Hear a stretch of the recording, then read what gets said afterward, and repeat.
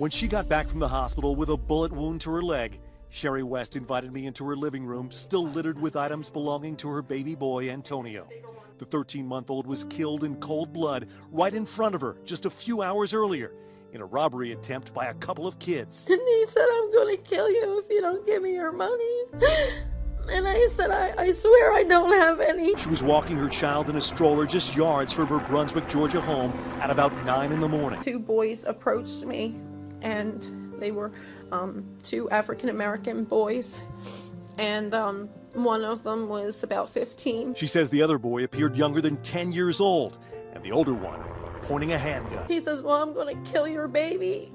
And I said, "Please don't kill my baby." Chilling words from the children. Little Antonio's father tells me he wishes he could have been there to protect his family. He was so special, got the bluest eyes. Sadly, little Antonio, asleep in his stroller at the time, would never open those eyes again. I put my arms over my baby and he shoves me.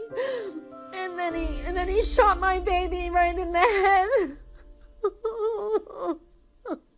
West said she began CPR on her little boy's lifeless body as she tried to bring life back into her boy. She wondered to herself how a couple of boys could get their hands on a real gun. But when I saw him shoot my baby and my baby died, I knew that it was real. But why? Why my little one? You know, you should have just taken the pocketbook and go.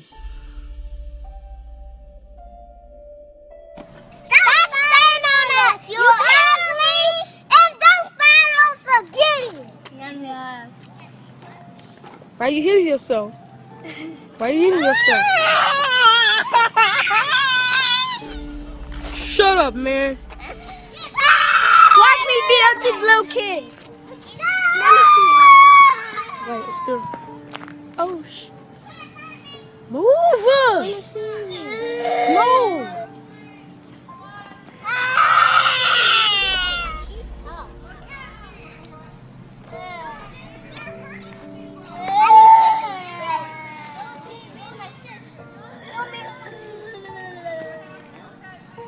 See the video? Wait, Nibble. Why are you hitting yourself?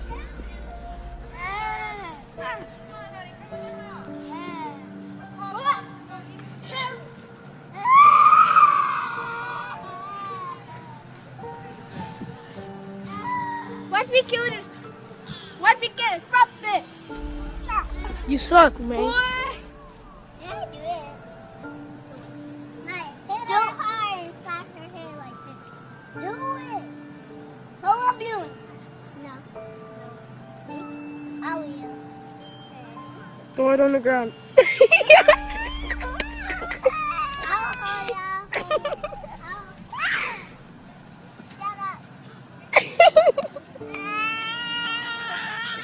Stop, y'all. Outrageous video, even posted on the internet. 10-year-old white girl attacked by a young black girl. Police investigating it as a hate crime. And she just started hitting me. An ambush. The girl on the scooter never had a chance to defend herself. This attack went on for about 12 seconds till voices in the background finally called for it to stop. I felt like being bullied on. Sorry? Being bullied on. 10-year-old Danielle Fair recently attacked on her block off Bel Air, Cleveland's west side. Adding to the outrage, this video posted on YouTube. A report shows the attacker 13. Police investigating this as a hate crime. A neighbor says she heard a racial slur. Said she was called a cracker. Did you hear that? Or? Yes, I did. Tell me about that. The little girl next door taunts my daughter too. My daughter and the two girls from down the street, she calls them crackers, tells them that she doesn't like them because they're white. Looks planned, camera rolling even before the beating starts. We went to the home of the teen throwing punches. Nobody was waiting. I'll have to talk to you to all come out in court. I think it's a shame. The victim's mom and dad want justice, telling us their daughter never said anything hateful. Dad says he even tried to talk to the other girl's grandfather instead of calling police. Things different now as Danielle and friends ride bikes. I mean, you never expected it.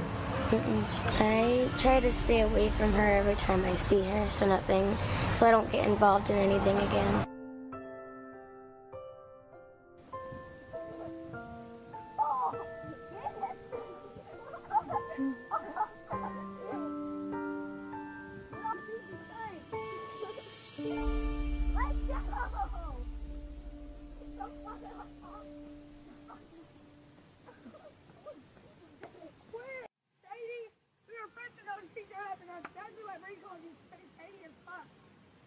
He's off the pole.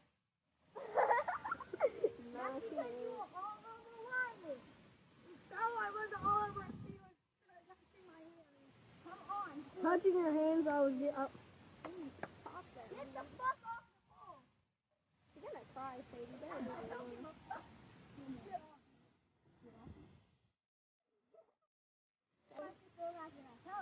You don't want to call your sister.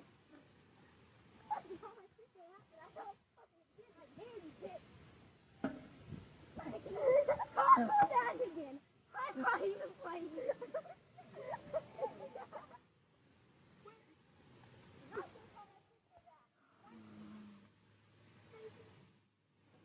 I feel bad for recording this.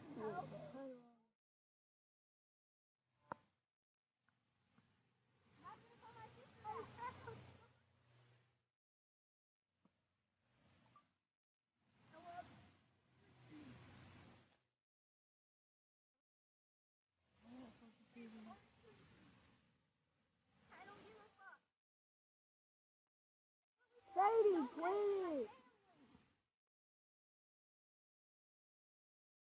Alright, that's enough, Sadie.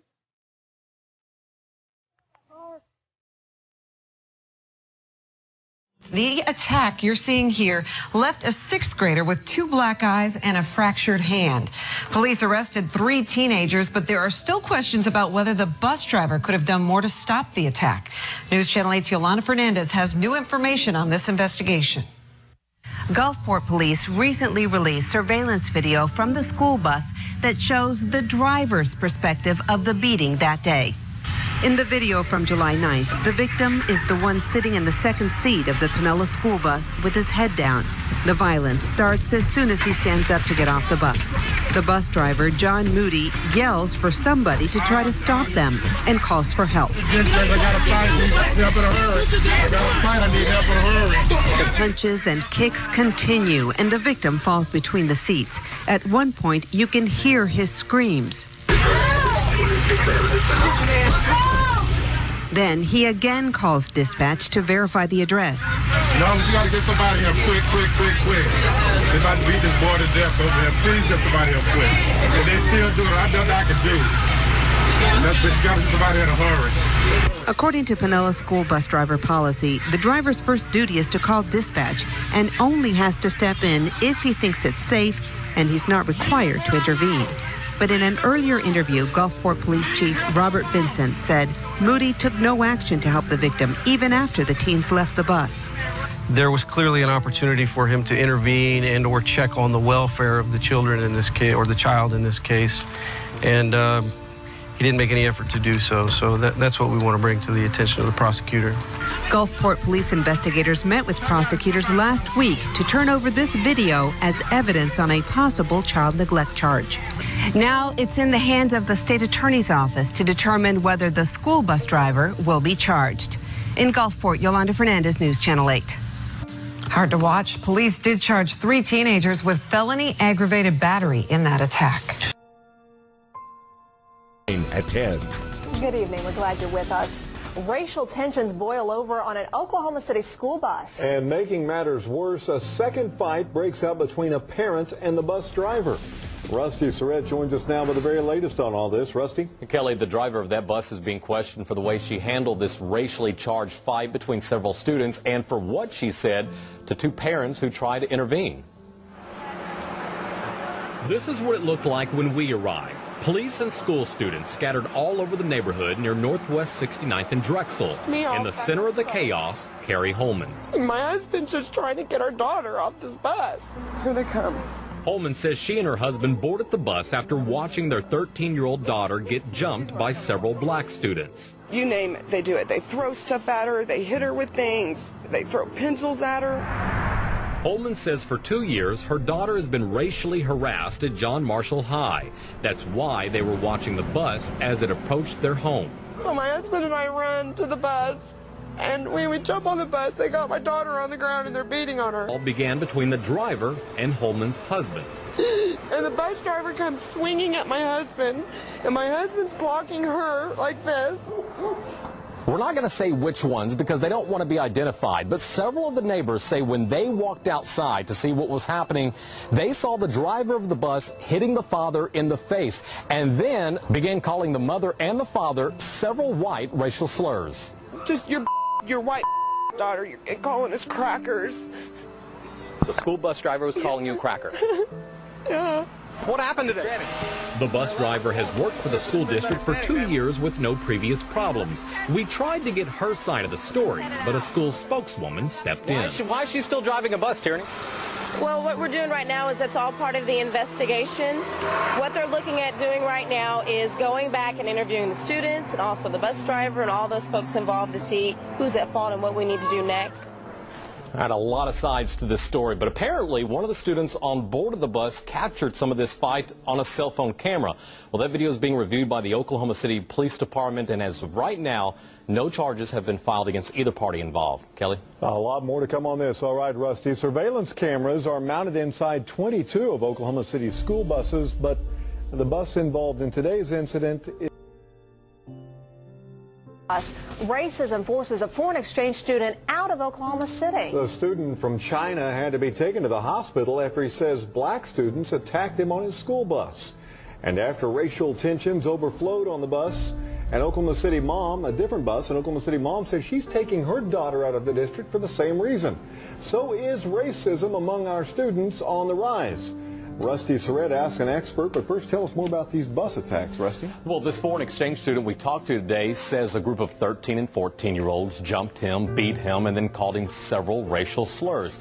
Now, he's sharing his story with us less than 24 hours after another student says she was dealing with the same problems. There is a lot of difference from China. 17-year-old James is so terrified about what happened to him last week, he asked we not show his face. I never talked to the kids before, and they just want to fight me. James is a foreign exchange student from China and was enrolled at Centennial High in Oklahoma City. That was until he was beaten on one of the school buses. He says the students who attacked him are black and feels the random assault was racially motivated. It's not friendly. Not friendly, and certainly not what he expected here in America. Diane is his host mother. He said the kids were picking on him while he was listening to his, earphones, and they started hitting him in his head, and they all just jumped him. James says during the assault, the students on the bus yelled racial jokes and slurs.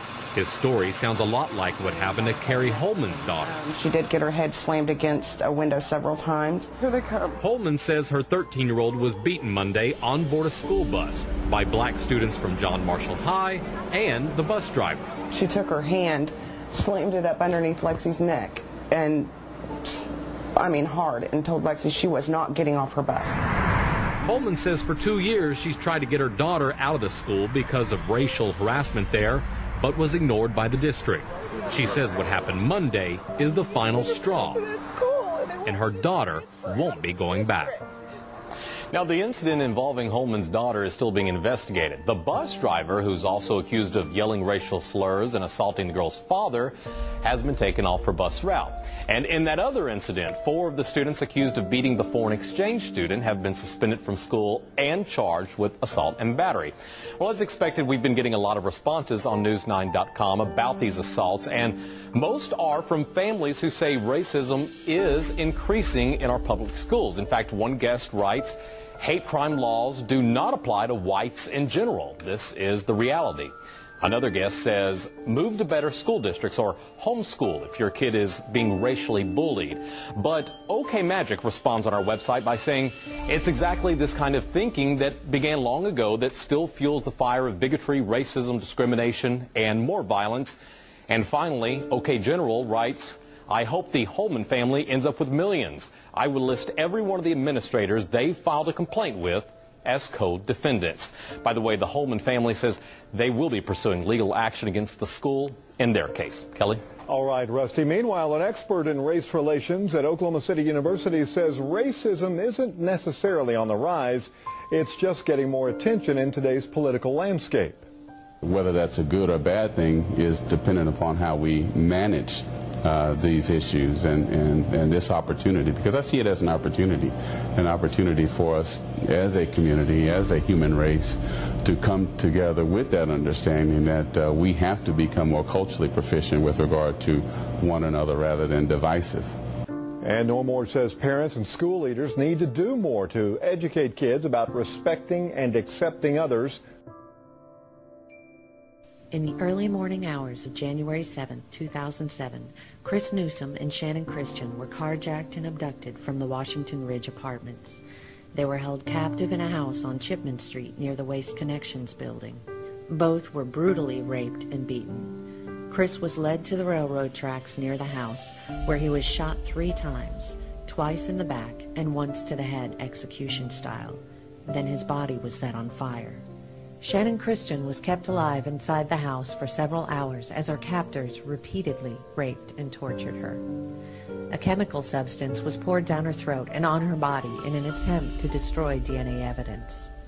She was then bound, put inside 5 trash bags, and then shoved inside a trash can where she was left to suffocate. She died with her eyes open. 5 people have been indicted in these crimes.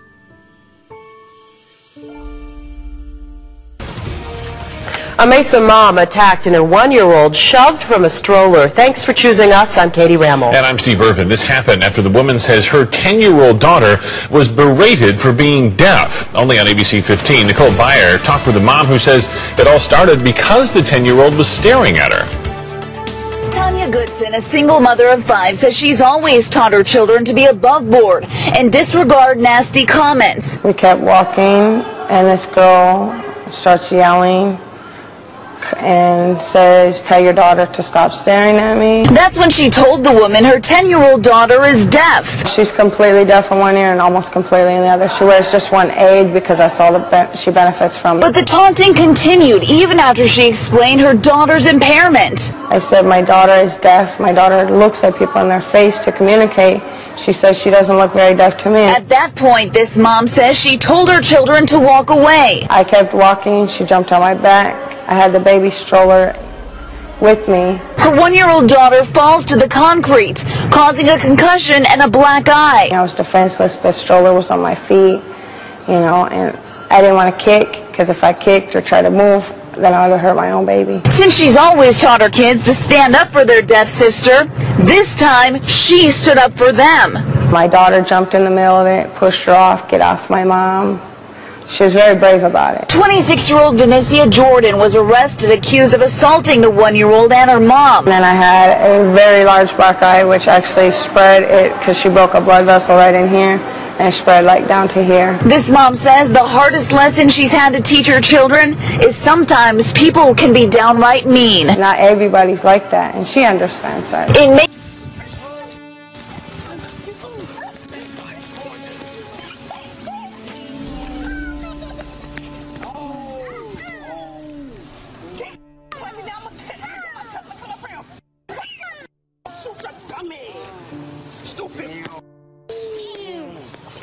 You better get yourself before I kick him in the face too. And it's not over for Nate. Almost let me lose my job. You came up there and told the court, you told the Ever, and they booked back and went and told Wendy, and Wendy started questioning. It ain't over no fight. Why I do what the I want to do, start running my business deal. Stupid trick. Oh. Well, the victim of that savage attack says it was definitely a hate crime, and she's threatening to sue McDonald's and the half-dozen other employees who stood by and watched and did nothing to help her. They were kicking me in my face, kicking me in my back. It's hard to watch the attack. 22-year-old Chrissy Polis says 2 girls, one 14, the other 18, spit in her face, threw her to the ground, and repeatedly kicked her in the head. Polis says the girls jumped her when she tried to use the bathroom after one of their boyfriends tried to hit on her. The vicious attack escalated when they realized she was a transsexual. People who were like me and who are like me, it's a shame they have to go outside every day wondering if they're going to get hurt or if they're going to get robbed or raped. An elderly woman tried to break up the fight, and she gets hit in the face. As a manager tries to throw the girls out of the restaurant, other employees in their red McDonald's uniforms can be seen standing by watching. They just sat there and watched it, and there was at least 6 employees there watching it, rooting for the girls to hurt me. And in fact, the girls rushed back in and continued their attack, pulling Chrissy by the hair towards the door, only letting go when she has a seizure. I want everybody to be safe. I really do. Chrissy says essentially she's homebound now, afraid to go out of her house for fear of being attacked again. And with that video out there, she's afraid she won't be able to find a job either. In her words, it's like walking out of the closet all over again. Will? Audrey, what do we know about the elderly woman that at least tried to stop the fight? She was punched in the face. In fact, police say that they could see evidence that she was attacked as well. That's all on the police report. Chrissy did say that if she could find that woman, she would give her a big hug and thank her for essentially saving her life. She doesn't know what would have happened if those 2 girls had gotten her outside in the parking lot. Right. Audrey. A brutal beating. It took place on a Baltimore City bus. They say the attack by 9 black teens on a white woman may constitute a hate crime. The woman's male friend and 2 other people were also assaulted, but not as severely. A 3rd passenger and the bus operator intervened in the attack and may have saved the woman's life. Out of nowhere, I saw a swing come at me. I felt kicks, punches, stabs, everything. Like I said, and when they did this is when I started to scream. I could literally feel something crack in my eye. I was bleeding profusely from my nose. Blood was coming out of my eye, and blood was coming off my head. I have bruised ribs. I have shoe prints on my back. Well, parents say the teens were provoked, but authorities say they found no evidence to support. The NYPD has released this surveillance video asking the public for help in identifying 2 suspects who are allegedly involved in a hate crime. Now, the man on camera here is suspected of walking up to a 24-year-old male and his girlfriend saying, quote, "Well, I'm going to kill you, white boy," in Spanish, and then slashing his throat. Here now with reaction.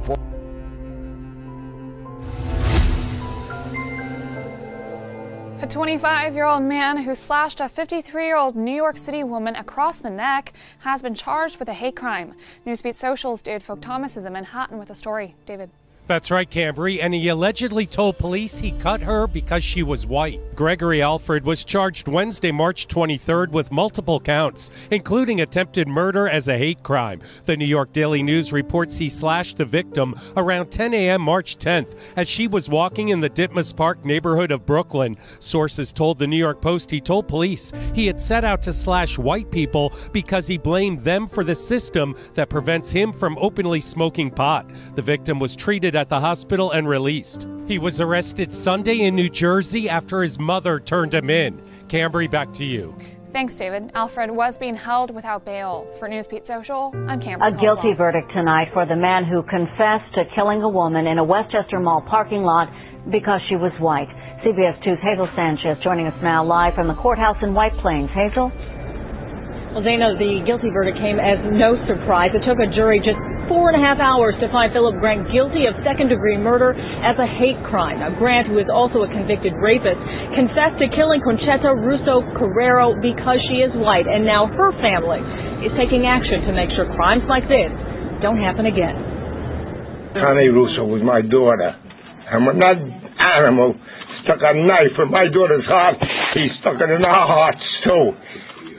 That's what I want to say. He killed us. I don't want no parents to go through what we're going through. The pain is still fresh for the loved ones of Conchetta Russo Carrero. The 56-year-old paralegal was murdered 1 year ago by a homeless man, Philip Grant, who claimed he was raging a race war against whites. Grant's conviction today is only a small consolation for Russo Carrero's family. I'm very happy about it. Of course, my daughter will never come back, but at least all our other children will be safe. In a videotaped confession, Grant claimed he fatally stabbed Russo Carrero in the parking garage of the Galleria Mall in White Plains because she was white. Grant had been staying at a homeless shelter near the Galleria Mall after serving the maximum term for a rape conviction. There was a lot of pain, especially in her leg. Punches to her throat left her unable to swallow for a couple of days and made talking difficult. She's skittish, afraid when anyone seems to come up on her too quickly after becoming the target of someone's hate. He started again, effing white and Then he hollered he hated whites, there was no more slavery, and he was going to kill my effing white ass. More than 10 days later, Sylvia Hollingsworth's body reads like a map of the attack that came with the threat. That's one of the spots up in here, all through here, and down into my ankle. The bruising's clearing, the pain's still there. I go into a panic, and I have anxiety attacks and all. The 59-year-old stopped at 7-Eleven at North King Street and Rip Rap Road in Hampton. She went into the store, followed by someone who'd been yelling at her in the parking lot. He was the passenger in a car that got there about the same time as Hollingsworth. When she left 7-Eleven, the car was in the space next to hers, the passenger on top of her with a hold on her door as she tried to squeeze into it. And he would take it and just real hard. And I could hear it actually hit. But my leg would keep it from clicking. Repeated punches to the face and throat came after that. The driver of the car took off without the attacker. Several people at the store at the time, none, including employees, called police. They watched the incident happen, and they weren't trying to help. Hollingsworth managed to dial 911. Some late arrivals chased off her attacker. Within a few minutes, gunfire came from down the road. Hampton police believe the same person who beat Hollingsworth shot at someone in a car, someone who would pull into the parking lot where everything started, where a 59-year-old honestly thought her life would end. It leaves me hurt, and I feel like I'm a victim of a hate crime. But he's dangerous and a menace to society just in those two acts. He could have killed either one of us. Again, Hampton police say they have identified William Douglas as the person responsible for the attack. The address they have for the 25-year-old. A 17-year-old from Detroit now formally charged with the murder of a 91-year-old man. The suspect is accused of beating the victim to death, then setting his house on fire, trying to cover up the crime. Fox 2's Dave Spencer with the latest. George Robert George. This was how Thanksgiving was spent for the man accused of murdering 91-year-old Paul Monchnick. From a Detroit jail cell, a 17-year-old faces 3 life sentences for premeditated murder, felony murder, and arson. Because of the seriousness of these charges today, sir, there will be no bond for you. You will not be released. Do you understand that? This is the third side we've seen of Stewart. He first stepped in front of the cameras as a witness to the crime he's accused of committing. I was on the phone with my girlfriend and I looked over and I told my girl, like, he at it again, he about to go collect some TVs, but it's 2 o'clock in the morning, he going up. And I just seen the person just driving off with his car. Next thing you know, 2 minutes later, I walk in the house and we smell fire. Then this surveillance picture. Police say it was taken at a gas station after Monchnick was shot and killed in his Detroit home. Stewart is accused of driving the victim's stolen van, buying gas, then returning to the victim's home, lighting him on fire. A 96-year-old woman sits on the stand giving her testimony of the brutal rape and attack that took place just over a year ago. This is the first time she has talked about what happened to her in public. The elderly woman says the morning of the attack, she walked downstairs to pick up the newspaper outside her home. What happened after that has changed her life forever. When I got back at the door, someone was helping me get into my house. He locked the door and said he only wanted money and that he would not hurt me. The woman says she gave him the money that she kept downstairs and thought it would be sufficient. She says it wasn't enough. He then lifted her upstairs and went into her bedroom where she gave him more money. And then, in her words, he threw me on the bed face down and he started hitting me on the back of the head and neck. He hit me and hit me and hit me. He then pulled my clothing down. He didn't say anything. I asked him to stop and I said, "You promised you wouldn't hurt me." During the chaos, the victim wanted her attacker to know that she was 95 years old. But she says that didn't stop him. She felt like she may lose consciousness, but she says she told herself to hold on. During the attack, the woman lost sight in her right eye, but still her description helped police create this composite sketch, which was admitted as evidence today. The victim says she still lives in fear. A man accused of murdering 4 people inside this Washington, D.C. mansion after holding them captive for hours has been indicted on 20 charges. 35-year-old Darren Wint faces felony charges ranging from first-degree murder while armed, premeditated murder, burglary, kidnapping, extortion, arson, and theft. Federal prosecutors announced Wednesday, February 17th.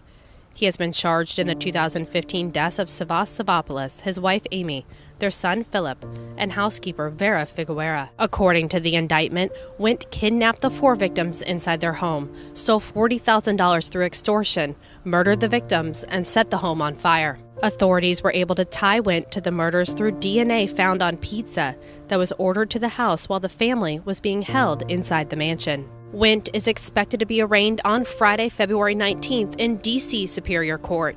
For Newsbeat Social from Washington, D.C., I'm Caitlin Mangum.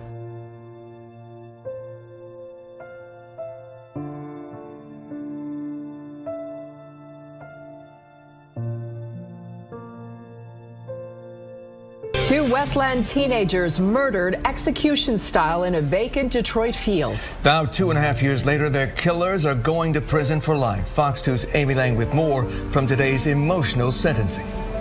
These families have waited so long for justice. Finally, their opportunity to address the men who killed their sons. But what one of the defendants had to say to them left everyone shaking their heads. Stripped of clothes, stripped of possessions, stripped of innocence, and then stripped of life.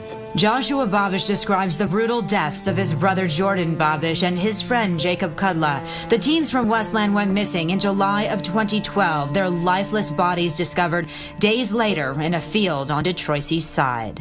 Everything just aches, and it's just a totally senseless crime how you can march someone out in the middle of a field and execute them. I mean, we're not a third world country. You know, sometimes I wish it did happen in a third world country because it would be a lot different outcome of this whole thing. Instead, these two men, Frederick Young and Philando Hunter, were sentenced on this day to life in prison without parole for robbing, torturing, murdering the two teens who had been in Detroit trying to buy drugs. Not only did the defendant take away my son's future, he took away my future. My future as a mother, my future as a grandmother. I have sorrow in my heart, soul, and every fiber of my being today, and I will carry that with me for the rest of my life here on earth. The mothers of the teens expressing the deep, devastating pain and loss left behind. Yet when Young had his chance to apologize to the families, he did nothing of the sort. I'd like to say sorry to the families of Ayanna Jones, Michael Brown, Eric Gardner, and I want to apologize to them for not being able to get justice for their loved ones who was murdered in cold blood. And in respect for the peaceful protest, I want to say hands up, don't shoot, Black Lives Matter. That's it, Your Honor. Also developing tonight, a liberal Washington Post columnist is now the target of serious backlash from the left after a moment of brutal honesty about the shooting of Michael Brown in Ferguson, Missouri. Jonathan Capehart was one of the media figures who criticized police and how, after the hands up, don't shoot myth quickly spread in the hours after Officer Darren Wilson shot Brown last summer in self-defense. But Capehart, unlike many others, actually took time to read the final DOJ report, realized that Officer Wilson's actions were justified, and became one of the very few brave enough to admit he was wrong. Brown never surrendered with his hands up, and Wilson was justified in shooting Brown. DOJ was able to present a credible picture of what happened. You can read about the fight between Brown and Wilson in the SUV and the fight over Wilson's gun on page 6, and how hands up, don't shoot, a mantra built on a lie, became the narrative of this sad affair. But we must never allow ourselves to march under the banner of a false narrative on behalf of someone who would otherwise offend our sense of right and wrong. And when we discover that we have, we must acknowledge it, admit our error, and keep on marching. Howard Kurtz is the host of Media Buzz, which airs Sunday right here on FNC. Good for him. That isn't easy to do. What you just saw, Megan, was a very courageous thing that too many on the left have been unwilling to do. Jonathan Capehart admitted he was wrong about Ferguson, admitted that he bought into a lie, disavowed the hands up, don't shoot narrative that so many at MSNBC, where he also works, and elsewhere in the media have embraced on the basis of a sliver of evidence, even though it's been disproven now by Eric Holder's Justice Department. He really talks about how what DOJ found made me ill. Wilson knew about the theft of the cigarellos. He had a description of the suspects.